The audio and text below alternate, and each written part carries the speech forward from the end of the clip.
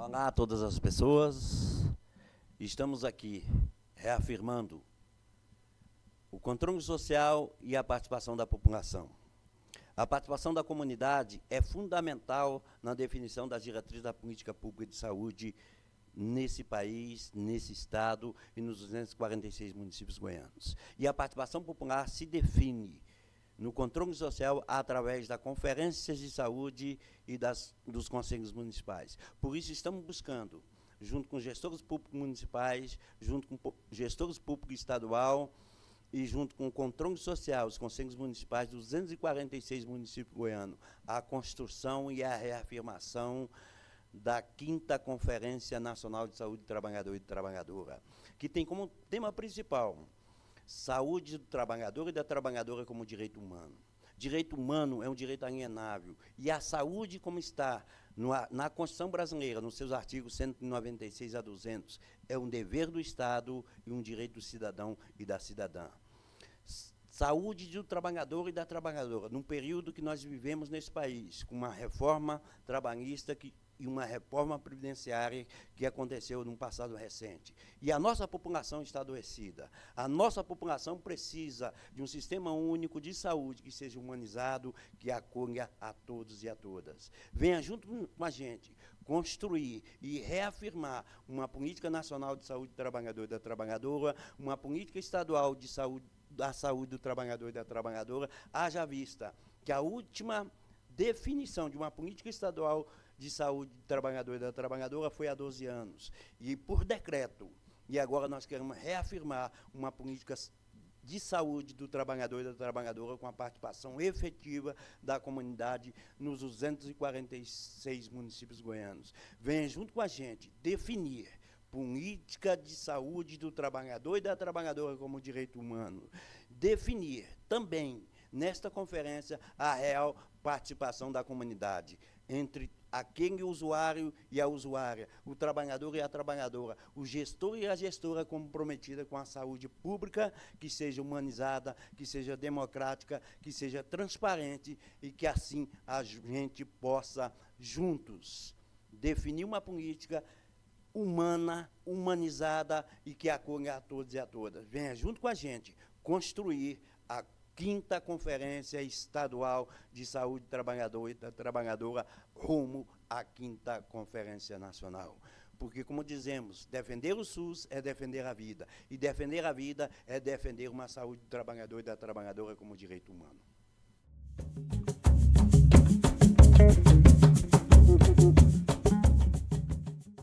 Sejam todos bem-vindos a esse espaço tão importante para o Sistema Único de Saúde de Goiás. Para quem não me conhece, meu nome é Razível, eu sou o secretário de Estado de Saúde.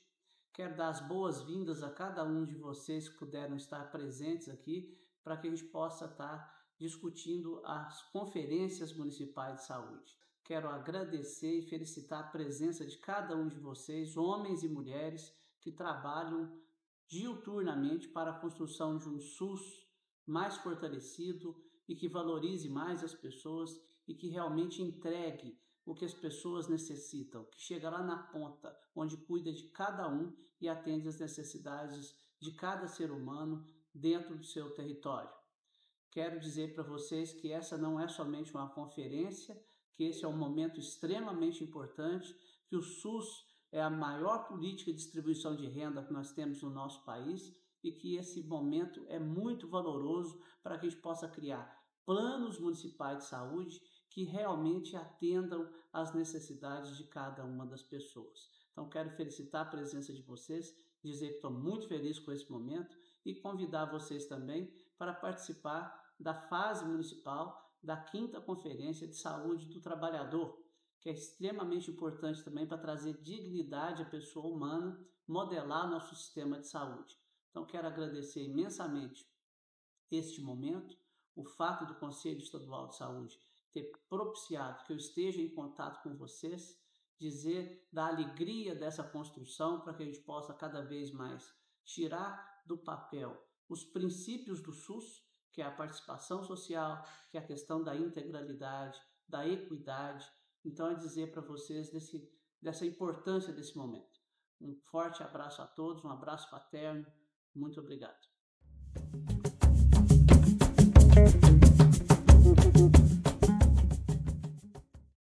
É com muito prazer que nós iniciamos a discussão sobre a saúde do trabalhador e trabalhadora do estado de Goiás. Esta é uma etapa estadual muito importante para que nós possamos trocar ideias, conhecer as realidades do mundo do trabalho e conhecer as propostas que serão efetuadas por cada um e cada uma dos participantes desta conferência. Essa quinta conferência tem como tema central a saúde do trabalhador e da trabalhadora como direito humano. Para que a gente possa discutir esse tema central, nós teremos 3 eixos nesta conferência estadual. São os eixos Política Nacional de Saúde do Trabalhador e Trabalhadora, as novas relações de trabalho e a saúde do trabalhador e trabalhadora, e a participação popular na saúde do trabalhador e da trabalhadora. É importante que a gente possa fazer um histórico da defesa da saúde dos trabalhadores e das trabalhadoras. Nós tivemos aqui a primeira Conferência Nacional de Saúde somente em 1937. É importante destacar que a gente tem um Sistema Único de Saúde que é criado apenas em 1988 com a Constituição, chamada de Constituição Cidadã, e, obviamente, essa trajetória histórica das políticas de saúde do trabalhador, das reformas, né, na saúde, culminando com a criação do Sistema Único de Saúde, são uma trajetória de luta, né? Não foram questões dadas, não foram conquistas fáceis, todas elas foram mediante muita luta e muito engajamento e muita participação, tanto de trabalhadores quanto de usuários. Então, a gente tem, em 1937, a primeira Conferência Nacional de Saúde, e apenas em 1986 nós temos a primeira Conferência Nacional de Saúde do Trabalhador e da Trabalhadora. Essa conferência aconteceu concomitante com a 8ª Conferência Nacional de Saúde. Então, em 1986, a gente tem essa primeira conferência, lembrando que foi uma conferência que surge a partir desse período de redemocratização do país, de eleições, de motivação, de participação social, tanto de trabalhadores quanto de usuários, pela luta e garantia do direito à saúde. Então, é uma conferência que já vem nesse engajamento, né, de toda a população no sentido de garantir a saúde como direito. Logo depois, nós temos, em 1994, a 2ª Conferência Nacional de Saúde do Trabalhador e da Trabalhadora, também uma conferência marcada por lutas por direito à saúde sendo muito questionado e a garantia desse direito, né, sendo muito questionada pela população. Depois nós tivemos, em 2005, a 3ª Conferência Nacional de Saúde do Trabalhador e da Trabalhadora, e em 2014, a 4ª Conferência Nacional de Saúde do Trabalhador e da Trabalhadora. E agora, em 2025, nós teremos a oportunidade de participar da 5ª Conferência Nacional de Saúde do Trabalhador e da Trabalhadora. Então, a gente observa que foram várias as conferências nacionais de saúde, entretanto, nós não tivemos o mesmo número de conferências de saúde do trabalhador e da trabalhadora. Importante lembrar também que nós vivemos um período da nossa história em que, marcadamente, a partir de 2016, com o golpe a presidente Dilma, nós tivemos muitas perdas de direitos em relação ao mundo do trabalho, né? Muitas perdas de direitos trabalhistas, como a reforma trabalhista que aconteceu, inclusive a reforma da Previdência, que também trouxeram importantes mudanças para o mundo do trabalho. Para que a gente possa discutir a saúde do trabalhador e da trabalhadora, é importante que nós conheçamos quem são esses trabalhadores brasileiros, quem são essas trabalhadoras brasileiras. A partir da reforma trabalhista, nós tivemos inúmeras flexibilizações no mundo do trabalho. Passamos a contar com um trabalho intermitente, com trabalhos sem as garantias sociais da CLT, que era o direito a você trabalhar tendo uma carteira de trabalho, tendo todas as garantias sociais a partir dessa carteira de trabalho. com a reforma trabalhista, a gente tem toda uma mudança que permitiu essa flexibilização e a uberização do trabalho. Então, hoje, esses trabalhadores e trabalhadoras são pessoas que estão no campo, nas cidades, nas florestas, que são pessoas negras, e essas pessoas precisam ser conhecidas, precisam ser desinvisibilizadas. Hoje, nós temos pessoas que acreditam que são empresárias de si mesmas, né, que elas, através da sua realização cotidiana, do seu fazer, são empresárias de si mesmas. E isso tem, é óbvio, consequências para o mundo do trabalho, por isso a gente discute sobre essas pessoas.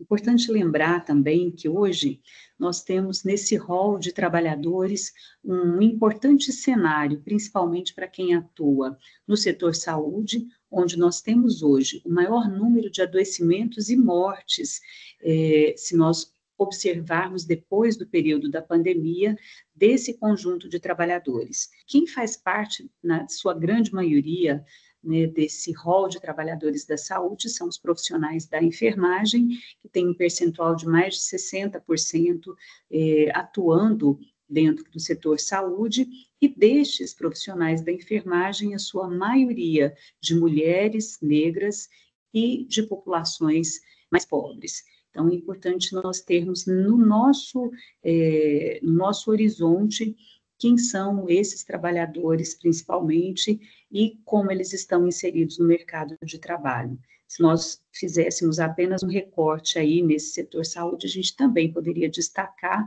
o fato de que, a partir da pandemia, a gente tem um aprofundamento da precarização desses vínculos e não é diferente dos outros cenários, né, onde nós podemos observar na indústria, até mesmo no comércio, grande parte desses trabalhadores com vínculos precarizados, né, temporários, intermitentes, enfim, uma gama de possibilidades para esses trabalhadores hoje no mundo do trabalho. Importante nós observarmos aqui esses dados do IBGE, o Instituto Brasileiro de Geografia e Estatística, mostrando que da população economicamente ativa, hoje nós temos no setor informal 26,5% da população desse setor, no setor formal apenas 15,6% e 7,1% de desempregados. Então, nós temos hoje uma maioria de população que está ou desempregada ou no setor informal. 107 milhões e 500 mil pessoas, né, economicamente ativos, 14 milhões 950 mil desempregados, 33 milhões no setor formal e 56 milhões no setor informal. É muito importante nós refletirmos que o Brasil é um país que sai há muito pouco tempo da ditadura, que sai há muito pouco tempo da possibilidade de nós discutirmos, né, direitos, principalmente direitos sociais, e, obviamente, que toda essa jovialidade, né, do nosso país em relação à democracia, as possibilidades de participação, se refletem também no mundo do trabalho. Infelizmente, nós só tivemos oficialmente contabilizados acidentes relacionados ao trabalho a partir de 1968. Nós temos, até hoje, inúmeros casos, muitos deles não notificados, em função do nosso sistema de notificação ter inúmeras falhas, do fato do próprio trabalhador e trabalhadora não ter conhecimento da importância e da necessidade de notificar. É importante destacar também que o Brasil já foi campeão mundial de acidentes de trabalho, e essa subnotificação, no nosso caso, aumenta com esse processo de precarização e informalização do trabalho. Como nós vimos, nós temos uma população no trabalho informal muito significativa do nosso país, e, obviamente, isso vai se refletir em mais adoecimentos, acidentes, mortes ocasionados pelo trabalho. Daí a necessidade de nós discutirmos a saúde dos trabalhadores e trabalhadoras como direito humano. Aqui é só para que a gente tenha uma ideia de que essa discussão, ela é atualíssima, né? Essas informações, essas notícias, elas são recentes, né? De trabalhadores que caem de andaime durante obra em Goiânia, aqui Goiás registrando 45 acidentes de trabalho todos os dias. Todos os dias. É importante nós nos lembrarmos que grande parte desses acidentes poderiam ter sido evitados. Muitos deles com o uso adequado de equipamentos de proteção individual e outra grande parte deles se o trabalhador ou a trabalhadora tivessem conhecimento a respeito do seu direito, por exemplo, o direito ao acesso do uso de equipamentos de proteção individual ou coletiva. Aqui a gente tem o caso de um trabalhador rural que morreu após uma suposta intoxicação por agrotóxico ao entrar em tanque de fazenda em Catalão. Então, aí a gente observa o seguinte, o que faz um ser humano entrar num tanque que eventualmente esteja contaminado com um agrotóxico? O desconhecimento acerca dos riscos a que ele está exposto, né? Outro, um trabalhador morre ao cair em silo de soja em São Miguel do Araguaia, né? Essas notícias, esses casos, eles são frequentes. Todos os dias nós ouvimos, tanto no campo quanto na cidade, e nós vemos muito poucas ações para minimizar, para reduzir esses casos. E é por esse motivo que nós discutimos nessa conferência especificamente quais os caminhos que nós queremos para o mundo do trabalho. Como nós podemos nos proteger? Que ações nós podemos tomar para evitar que casos como esses continuem sendo notícia nos jornais? Existem sistemas de monitoramento, né, sistemas de vigilância epidemiológica, para que a gente possa garantir que cada um dos casos que são notificados possam ter o devido tratamento. Que tipo de tratamento seria esse? O acompanhamento, a fiscalização, né, dos setores, dos locais, das empresas onde esses acidentes eventualmente ocorram com mais frequência. Mas há um sistema de vigilância que ainda é ineficaz. E para além da própria vigilância dos agravos, dos acidentes, nós temos também a ineficácia do sistema de fiscalização. O próprio Ministério do Trabalho e Emprego sinaliza com o número reduzido de fiscais para garantir que as instituições, empresas, locais onde você tem o desenvolvimento de trabalho possam ser fiscalizados adequadamente. Então, os sistemas de monitoramento, eles ainda são incapazes de enfrentar esse problema em função dessa baixa notificação e da capacidade desse sistema de agir de forma ativa, porque os sistemas ainda são passivos, eles recebem as notificações, ou seja, eles carecem do material humano, da compreensão, da consciência, do conhecimento, né, do ser humano, para que eles sejam alimentados. E, infelizmente, como nós temos poucas discussões acerca da importância, né, da notificação, da própria política, né, de saúde do trabalhador e da trabalhadora, geralmente esses sistemas ainda sofrem com um monitoramento inadequado, com a alimentação inadequada. E a falta de fiscalização, obviamente, pelo contingente insuficiente, né, de trabalhadores para a realização dessas fiscalizações. E aí os dados da Organização Internacional do Trabalho nos mostram que um trabalhador morre a cada 15 segundos no mundo. Bom, a saúde do trabalhador como direito humano vai além dos direitos trabalhistas, previdenciários e sanitários. Ela amplia a proteção contra a discriminação, os assédios, a precarização e agrega valor simbólico e jurídico aos trabalhadores. Então, é papel do Estado garantir a dignidade humana, garantir que a gente possa reduzir os riscos e agravos à saúde do trabalhador e garantir, né, como está na Constituição, os riscos e a redução dos riscos inerentes à saúde do trabalhador. Então, aqui nós temos que compreender que, para além das lutas, né, por direitos sociais, nós precisamos ampliar a proteção dos trabalhadores. E hoje nós vivemos no mundo do trabalho ainda discriminações, assédios, a precarização se aprofunda em todos os setores, né? Então, a gente precisa, de fato, discutir saídas para que isso possa ser modificado e o Estado precisa assumir esse papel importante de reduzir esses riscos através de políticas públicas que possam ser implementadas nos diversos setores em todos os estados do Brasil. O grande debate na nossa 5ª Conferência Nacional de Saúde do Trabalhador e da Trabalhadora é: o trabalho decente é suficiente ou é necessário avançar para a saúde do trabalhador e da trabalhadora como direito humano? Até há pouco tempo, a gente acreditava que trabalho decente era aquele onde eu tinha os direitos sociais garantidos, né? Onde eu tinha uma carteira assinada, férias, 13º, uma possibilidade de ter licença, mas apenas esses direitos sociais não foram suficientes para a gente garantir que o trabalho não fosse um ambiente onde o adoecimento e a morte fossem predominantes.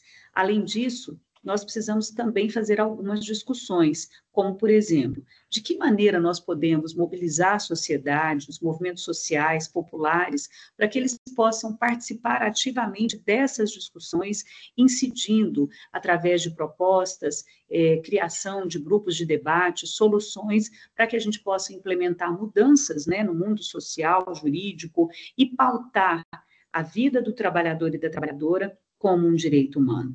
Além disso, precisamos também debater na 5ª conferência a importância da interseccionalidade da união entre sindicatos e movimentos sociais.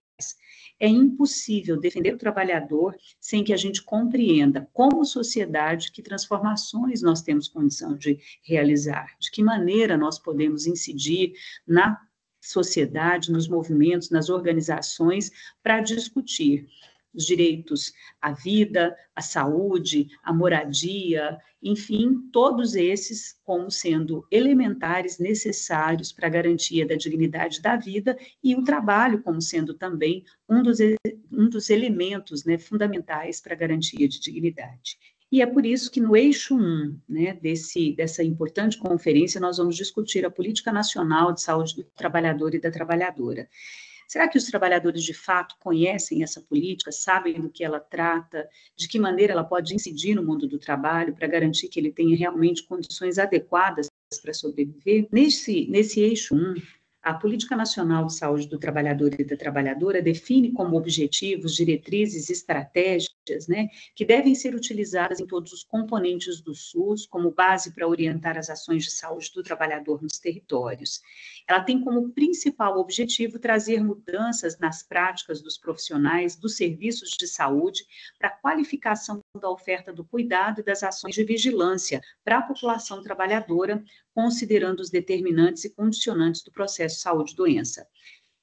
O grande objetivo da política é garantir que em todas as portas de entrada do Sistema Único de Saúde, eu possa olhar para a população que procura esses serviços como um potencial trabalhador, seja esse trabalhador empregado no setor formal, no setor informal, um desempregado, um desalentado, mas que, enfim, todos os seus processos de saúde e doença podem ter alguma incidência a partir do que ele realiza, né, no seu cotidiano como trabalhador e quais as repercussões disso na sua vida. Importante levar também em consideração que quando você busca esses serviços, eles devem estar integrados, né, numa rede hierarquizada para a garantia de que esse trabalhador ele possa, além da porta de entrada, ter também a continuidade do seu acompanhamento, do seu tratamento e até mesmo, se necessário, a sua reabilitação em função de algum agravo que eventualmente ele tenha sofrido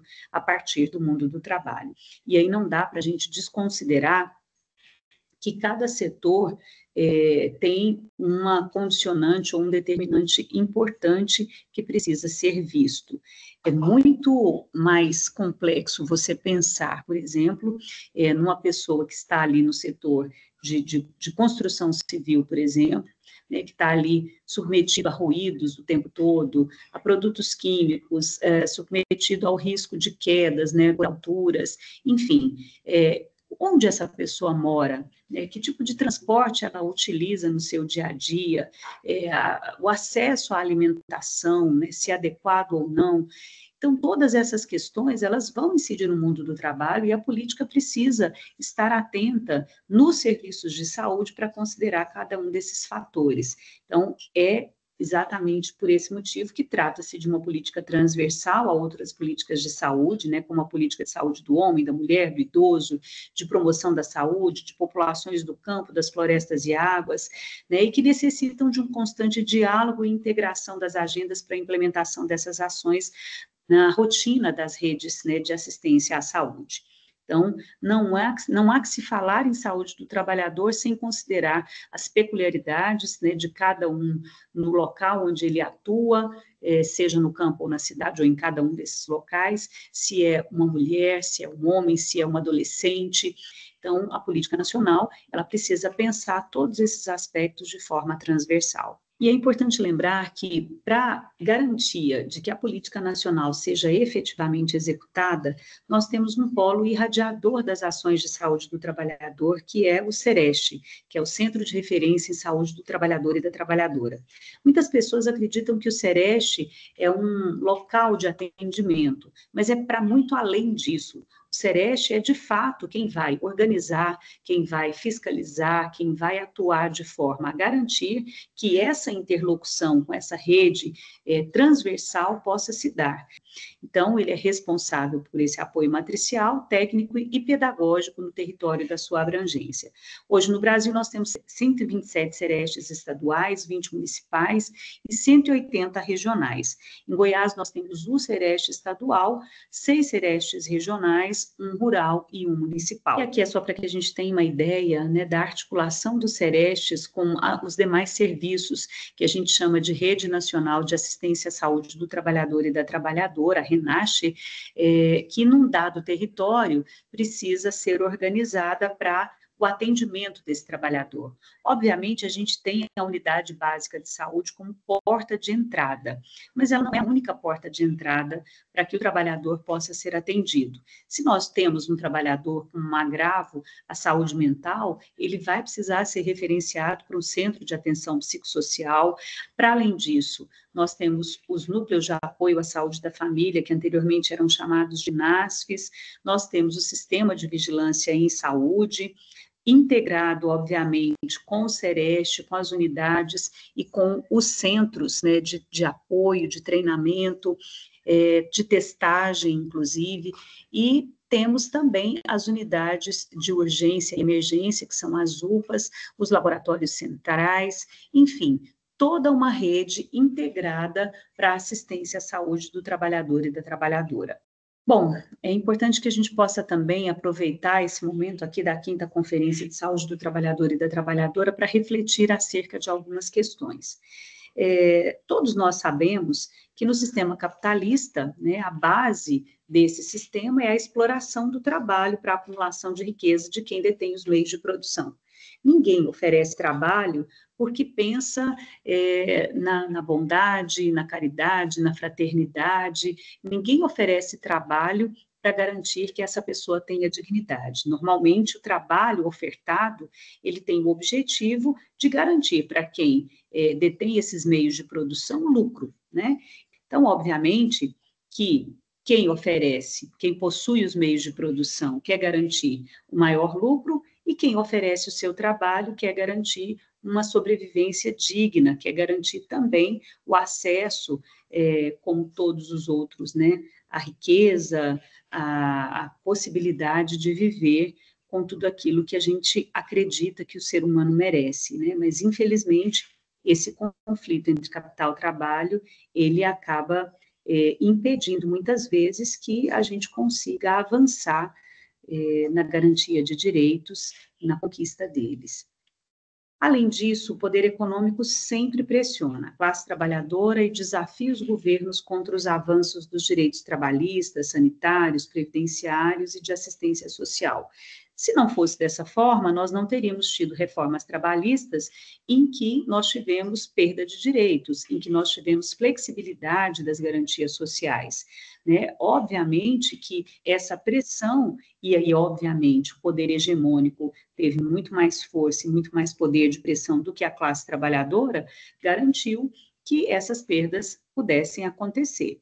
Então, como em tempos pregressos, espera-se que a resposta a tais ataques seja a mobilização de milhões de trabalhadores e trabalhadoras dos mais diversos ramos de atividade econômica, do setor público e privado, para exigir seus direitos de volta e defender a sua ampliação.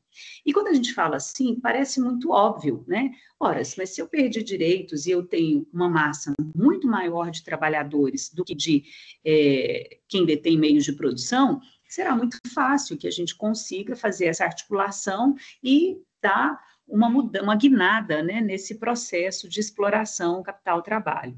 Mas a realidade é muito diferente disso, né? Nós não, infelizmente, não podemos contar que, às vezes, a pessoa que sai às 5 da manhã para ir para o trabalho só consegue voltar às 8 horas, às 20 horas, né, para sua casa, muitas vezes tem que fazer as suas refeições no próprio trabalho, né, dispondo de transportes, onde ela, na grande maioria das vezes, é tratada de forma indigna, essa pessoa consiga reagir frente a esse cenário, né, e muitas vezes até mesmo discutir sobre essa realidade e garantir um posicionamento que faça com que ela reaja, né, diante dessas questões que são tão importantes para as pessoas trabalhadoras. Então, nós precisamos refletir sobre isso, mas também compreender que há todo um sistema que pressiona os trabalhadores para permanecerem nessa mesma condição.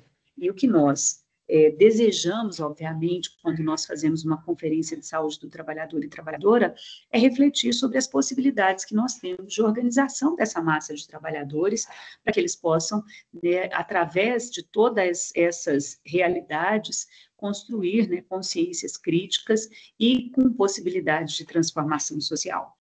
Então, no Brasil, as tensões produzidas pelo conflito capital-trabalho, pela pressão de parte privilegiada da sociedade, pautaram uma agenda política de mudanças que produziu uma onda de destruição de direitos e políticas de proteção social, como eu já havia dito, a saúde, como não poderia ser diferente, né? Ela é política e é democracia, ou é democracia e é política, mas para que ela possa acontecer, é necessário que a gente atue, né? Então, ambas exigem participação e controle social.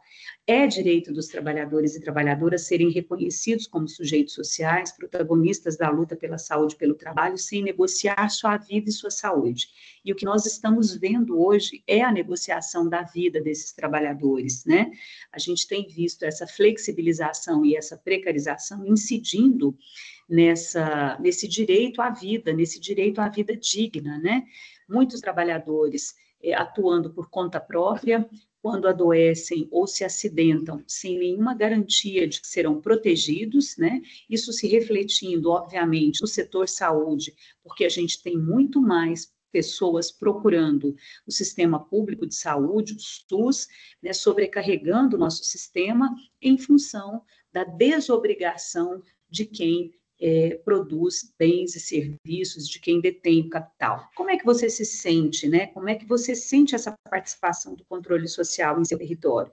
Em primeiro lugar, será que eu sei o que é controle social, como ele atua, onde eu posso atuar para fazer parte do controle social? É hábito, né, de nós, cidadãos e cidadãs, participarmos ativamente do controle social. Por isso, em nossa grande maioria, a nossa participação no controle social, geralmente, ela é pouco significativa e muito frágil.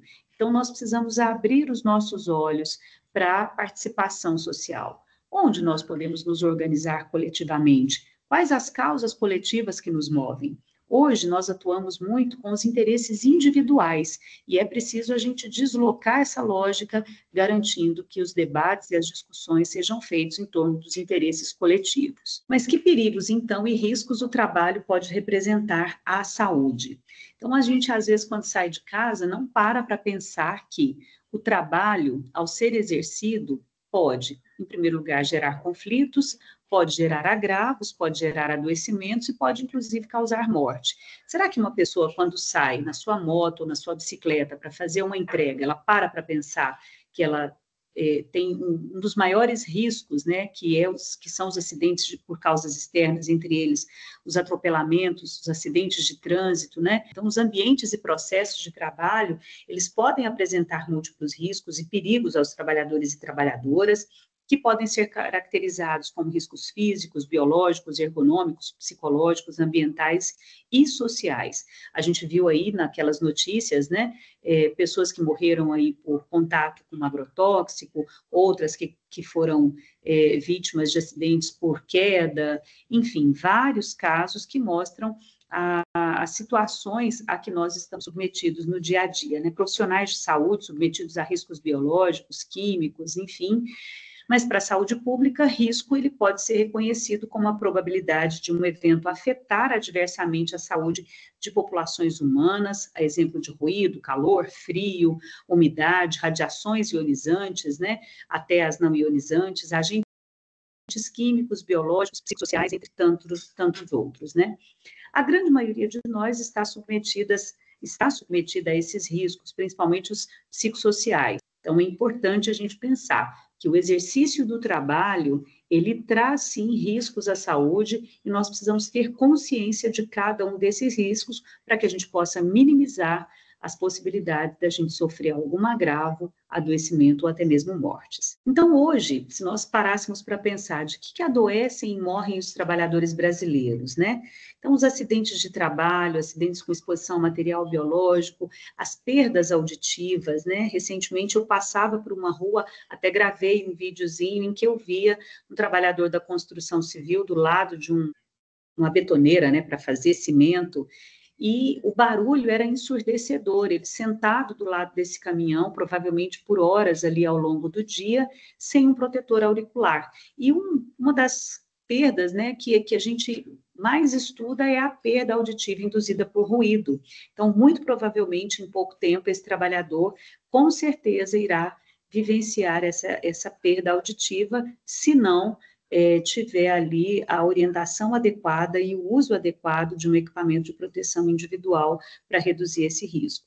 Além disso, a gente tem muitas outras questões, as dermatoses relacionadas ao trabalho, câncer, né? A gente tem caso aí das pessoas que atuam nos postos de combustível, que estão submetidas à aspiração de benzeno, de organoclorados, então, muitos desses desenvolvem câncer, né?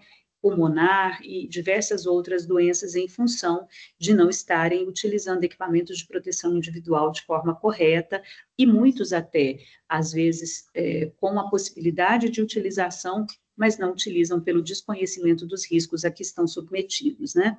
Além disso, transtornos mentais, lesão por esforço repetitivo, as doenças osteomusculares, né, também campeãs aí, principalmente dos trabalhadores da saúde, né, que normalmente ligados aos cuidados diretos aos pacientes, né?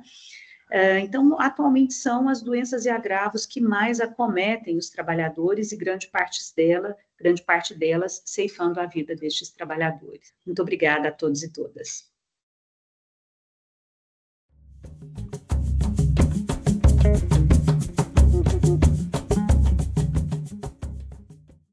Olá, sou Heloísa Massanaro, coordenadora adjunta da 5ª Conferência Estadual de Saúde do Trabalhador e da Trabalhadora. E estou aqui para falar sobre o eixo 2 desta conferência, que são as novas relações de trabalho e a saúde do trabalhador e da trabalhadora. Vamos começar, então, a história, né, do trabalho no Brasil. A gente lembra muito bem que com a invasão, né, no Brasil em 1500, a primeira relação, né, dos europeus com os povos originários acaba acontecendo um genocídio, seja pelas doenças trazidas ou pelos maus tratos, né, com o trabalho forçado. Então, a gente passa pela escravidão. E, nesse momento, os negros, eles aqui no Brasil, não têm direito algum. Com a abolição, né, não foi discutida, não foi viabilizada nenhuma recompensa, nenhuma retribuição, nenhum direito, né? Eles foram, na verdade, abandonados. E com a chegada dos europeus, né, o Brasil, então, tem que incentivar a vinda de imigrantes para dar continuidade ao trabalho aqui, né, na lavoura, nas cidades. E esses europeus, eles já chegam tendo uma experiência de trabalho nos seus países. Daí, então, a situação é outra. É o que viabiliza com que esses trabalhadores se organizem, né, em associações, em grupos, que viabiliza a primeira greve geral em 1917, em São Paulo, em defesa de melhores condições de trabalho e de direitos trabalhistas. E em 1923, eles conseguem impedir, né, uma demissão arbitrária, ou seja, demissão em massa. Isso graças à organização dos trabalhadores. Em 1927, a proibição do trabalho de crianças, e isso acontecia com um salário baixo, né? Tinha até um salário para menor, fazia inclusive com que muitas empresas preferissem o trabalho de menores. E com a conscientização e a organização dos trabalhadores, foi possível reconhecer esse direito da criança à educação, ao lazer, ao desenvolvimento e não ao trabalho, né? Em 1943, a consolidação das leis do trabalho não veio de graça, né? Muita luta aconteceu antes. Em 1970, o novo sindicalismo. Como vamos nos organizar cada vez melhor para garantir nossos direitos e avançar nesses direitos, né? A luta das mulheres por igualdade de gênero também é muito importante, pois ainda hoje as mulheres em cargos semelhantes aos homens, elas ganham de uma forma menor, né? Elas ganham menos. Nos anos de 1990, o Brasil foi impactado pela terceira revolução industrial. O Brasil e o mundo todo. É fato que o avanço da informática, a internet, a energia, né, à disposição, isso possibilitou uma série de avanços e uma série de produção de equipamentos, de conhecimento científico que impactaram no mundo do trabalho, né? Depois, com a quarta revolução, já por volta dos anos 10, né, a gente percebe que isso ampliou-se ainda mais com a indústria 4.0, que trouxe avanços como a internet das coisas, a inteligência artificial, a realidade aumentada, a impressão em 3D. É preciso a gente ver como que isso impacta o mundo do trabalho, como que isso impacta no campo e na cidade. No campo, a gente vê, por exemplo, a entrada dos maquinários, das grandes máquinas colheitadeiras, plantadeiras, né, que faz com que aumente a produção. Por outro lado, afasta inúmeros trabalhadores, né, do campo. E na cidade, toda essa tecnologia amplia, né, as possibilidades de um trabalho mais rápido. Por outro lado, que depende cada vez menos do trabalhador, né? E surge aí o trabalho uberizado, o trabalho home office, o trabalho terceirizado, uma série de situações novas no mundo do trabalho, de tal forma que o trabalhador hoje, ele muitas vezes é levado a entender ou a compreender que ele seja um empreendedor de si mesmo. Se o telefone toca, ele atende e a sua família come. Se o telefone não toca, ele não tem trabalho e a sua família não come. Como que todo esse avanço tecnológico, né, trouxe para as pessoas detentoras do poder, do capital, um grande avanço e um aumento ainda maior, né, dos seus lucros. Mas e para os trabalhadores? Como que tudo isso pode ser revertido para um bem-estar dos trabalhadores e das trabalhadoras? É preciso que o trabalhador tenha tempo para ser feliz, por exemplo, né? Tenha tempo para a sua família, tenha tempo para o seu lazer, tenha tempo para a sua saúde, né? É importante que a gente tenha tempo para viver. Como isso é possível, né? É preciso que a gente pense em instrumentos, estruturas, legislação que nos possibilite também fazer parte desse avanço tecnológico, fazer parte dos ganhos que esse avanço tecnológico nos trouxe. Afinal, o Brasil, em 2024, foi identificado no ranking das economias mundiais como a 10ª economia do mundo. Enquanto isso, o Índice de Desenvolvimento Humano, em 2022, foi para 89. anos em que a gente perdeu muitos direitos trabalhistas. Ampliou-se muito o trabalho informal, a precarização, a uberização, a terceirização. Isso trouxe um reflexo, um impacto, né, para a qualidade de vida dos brasileiros. Isso é inaceitável. É preciso que os trabalhadores e as trabalhadoras brasileiros e goianos se organizem muito melhor, para fazer parte desta maravilha que é ser a 10ª potência mundial.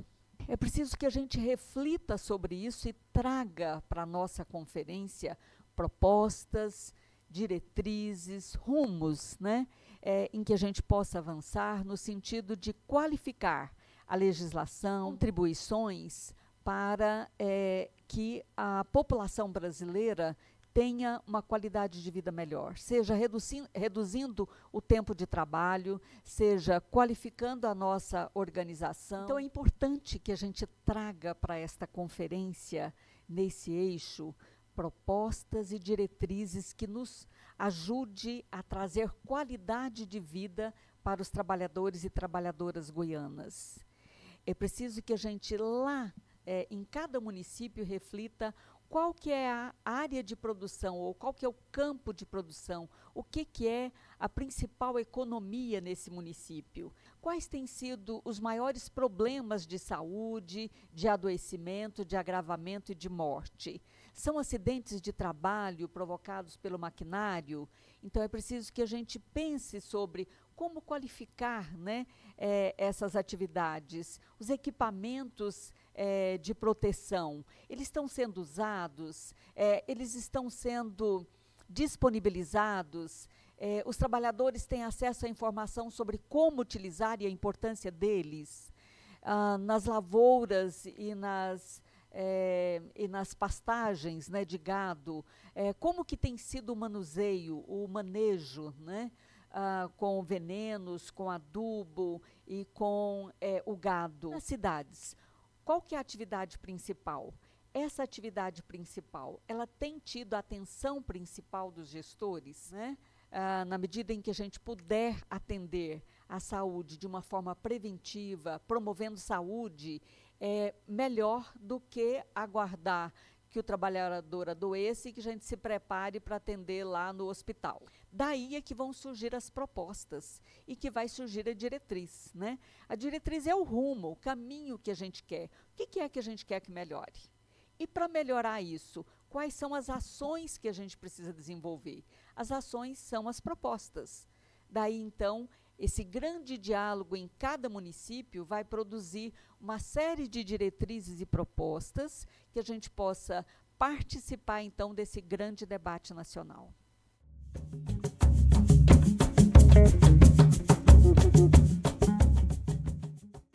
A 5ª Conferência Estadual de Saúde do Trabalhador e da Trabalhadora traz também o eixo 3, que é a participação popular na saúde dos trabalhadores e das trabalhadoras para efetivação do controle social. Bom, então a gente vai falar um pouco do SUS, não é isso?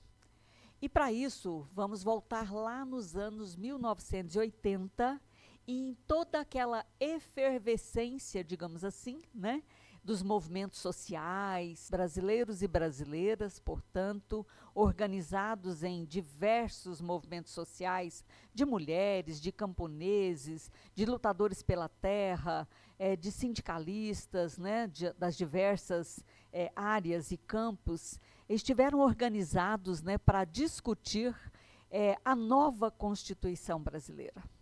Em 1986, a 8ª Conferência Nacional de Saúde é a primeira democrática, é a primeira em que a população brasileira participa efetivamente, com toda a sua diversidade, e possibilita ali o reconhecimento do direito humano à vida e à saúde, e, nesse sentido, possibilita a criação do SUS, com todos os seus princípios fundamentais de universalidade, integralidade, de equidade e de participação social. isso é fundamental. Está reconhecida a partir de então a participação social como um dos pilares do SUS.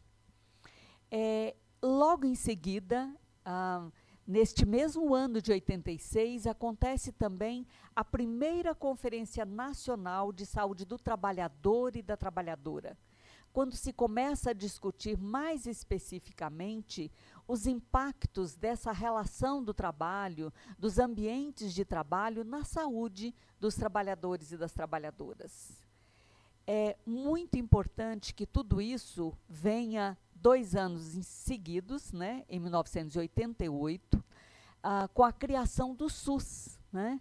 Portanto, com aqueles princípios que a gente já disse, né, de universalidade, em que todos os brasileiros e brasileiras reconhecidos como cidadãos de direito têm direito a acessar o SUS, a ter saúde, ou seja, não só os trabalhadores de carteira assinada, como era antes, mas todos os brasileiros passam a ter direito universal à saúde.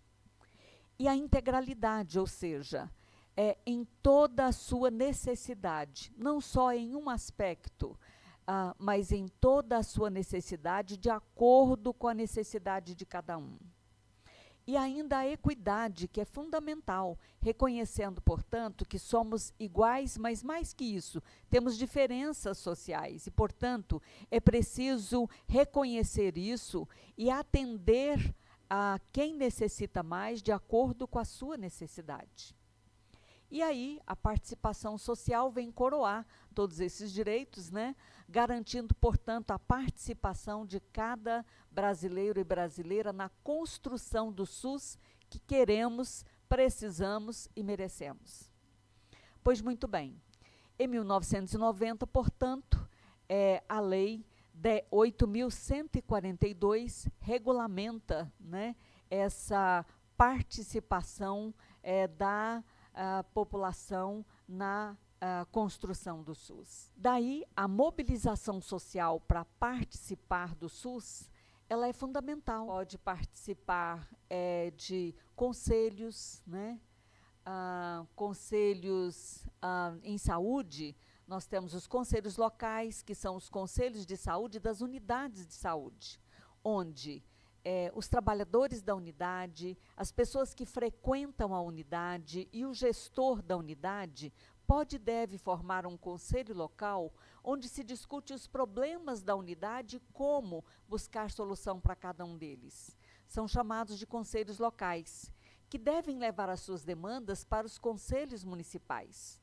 Os conselhos municipais são formados por entidades municipais representativas da população organizada, portanto, movimentos sociais, organizações, né, diversas, podem participar e os trabalhadores da saúde também podem participar, sendo que 25% são de trabalhadores, 25% são de gestores e 50% são de usuários. Esse conselho é um conselho que vai discutir a saúde no município. E os conselhos estaduais, né, que vão reunir, então, representações estaduais, também de usuários em 50%, trabalhadores 25% e gestores e prestadores de saúde 25%. Esses espaços são espaços de participação contínua, né, que têm demandas contínuas. Nós temos também as conferências, como esta que está acontecendo agora, que acontecem periodicamente. E este momento é um momento privilegiado em que toda a sociedade, né, todo o país é chamado a fazer uma discussão que geralmente demora um tempo longo, né, 6 meses, 1 ano, para que todo esse processo ocorra. E começa no seu município. É aí, no seu município, que você vai identificar quais são os problemas mais importantes que ocorrem na saúde em seu município. A saúde pode estar bem organizada, maravilha, mas quais são os desafios? Do que é que aí, na sua cidade, as pessoas adoecem, ou agravam os seus adoecimentos, ou até morrem. qual que é a principal demanda na sua cidade e como podemos organizar melhor os serviços de saúde, mas principalmente como podemos orientar, oferecer recursos para que a população se proteja, os trabalhadores e as trabalhadoras se protejam, como podemos articular isso com as demais políticas públicas existentes aí no seu município, né? Seja a previdência social, seja a assistência social, seja a educação, seja a cultura, o lazer, né? As pessoas, quando estão bem, elas precisam, né, de espaços para lazer, convivência. Tudo isso é importante na saúde e para a manutenção da saúde das pessoas e dos trabalhadores.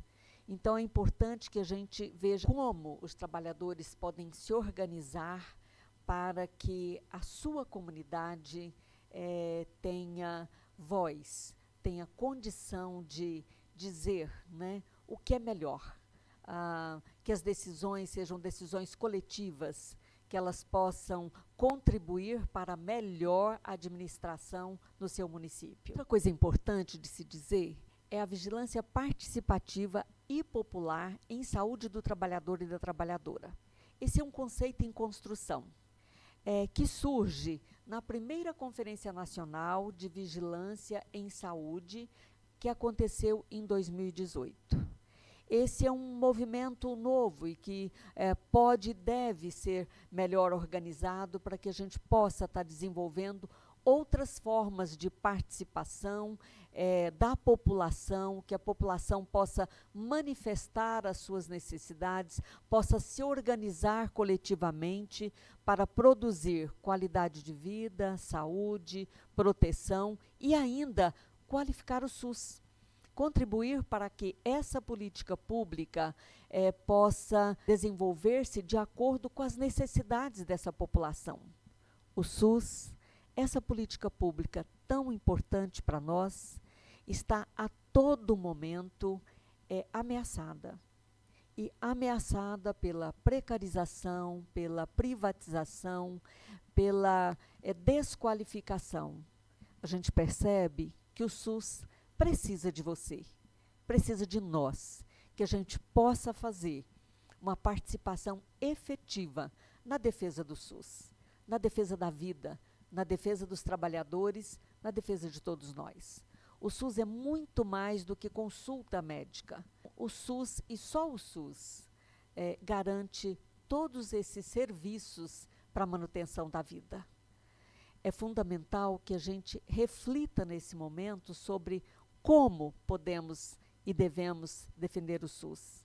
Quais as propostas que a gente pode apresentar para fortalecer o controle social, para fortalecer os conselhos locais, estaduais, municipais, nacional, né?